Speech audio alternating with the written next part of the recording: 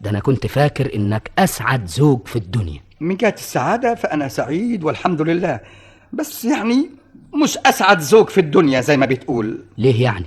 سلوى كويسة ما فيهاش عيب، اللهم إلا عيب واحد بس. وايه هو العيب ده؟ لما تطلع في تقليعة تنسى نفسها وتنسى جوزها وتنسى بيتها وتنسى كل شيء. كده؟ أيوة يا سيدي. ازاي الكلام ده؟ أنا هضرب لك مثل. اتفضل. أنت فاكر الصيف اللي فات لما بعتنا لك قلنا لك إن إحنا جايين عندك في بورسعيد نقعد كام يوم؟ فاكر، وبعدين بعت لي تلغراف قبلها بيوم قلت لي إن عندك شغل كتير ومش مالك تاخد أجازة. كنت بكذب عليك. يعني ما كانش عندك شغل وقتها؟ أبدا، وكنت في الأجازة كمان. الله، أمال ما جيتوش ليه؟ أنا هقول لك. في الوقت ده كانت سلوى غاوية تشوف البخت بالكوتشينة. طب وش جاب ده لده؟ قبل ما ننوي نسافر بيوم كنا محضرين الشنط، وبعدين صاحبتنا دي فتحت الكوتشينة قدامها وبصت فيها ومصمصت بشفايفها وقررت إننا مش مسافرين. ليه يا ستي؟ القطر هينقلب بينا. ازاي؟ مكتوب كده في الكوتشينة. لكن ده كلام فارغ، ده جنان. اهو ده اللي حصل. الله، طب ما جيتوش تاني يوم ليه؟ برضه كان في خطر في السكة، وفضل الخطر ده 3 أشهر. يعني كان الصيف فات وانتهى. عليك نور. وبعد كده يا سيدي زهقت من حكاية الكوتشينة قامت سابتها. الحمد لله. لسه استنى شوية عليا. فيه ايه تاني؟ فاكر يوم من الأيام بعت قلت لنا إنك هتيجي عندنا أنت والست بتاعتك تزورنا؟ فاكر، وصلني جواب منك بتقول فيه أجلوا الزيارة دي لأن عندك تيفود وخايف علينا. مظبوط، أديك فاكر أهو.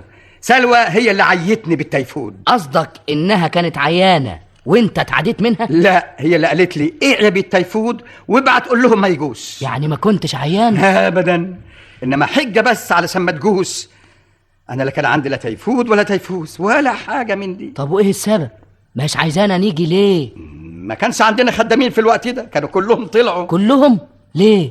ما قدروش يعيشوا على الجزر والقوطه والخس والجرجير. قصدك تقول ان مراتك نباتيه من الجماعه اللي بيعيشوا على النبات؟ كانت نباتيه فعلا، بس لمده 12 يوم. يا اخي دي مده بسيطه قوي. اسمع. نعم.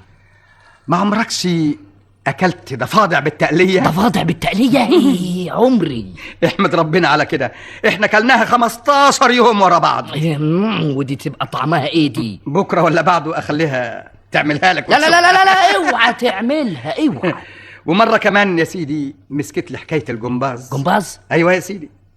تدور لي الراديو على اخره من الفجر وتبتدي تشتغل شهيق زفير شمال يمين شمال يمين شمال، وقعدت على كده 3 أشهر. لا حول الله، لا حول الله. والله انت صعبان عليا يا عمر. بخت كده، اسمتي السودة، اعمل ايه؟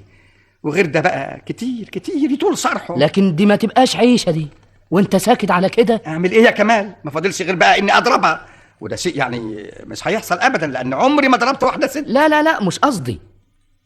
ما هي دي الطريقة الوحيدة اللي لسه ما جربتهاش وياها، طريقة الضرب دي. ما كنتش اتصور ابدا انك تعبان للدرجة دي. والمصيبة بعد ده كله اني بحبها. طبعا ده شيء بالعقل، ولا ما كنت سكت لها. انما لازم نشوف لك علاج.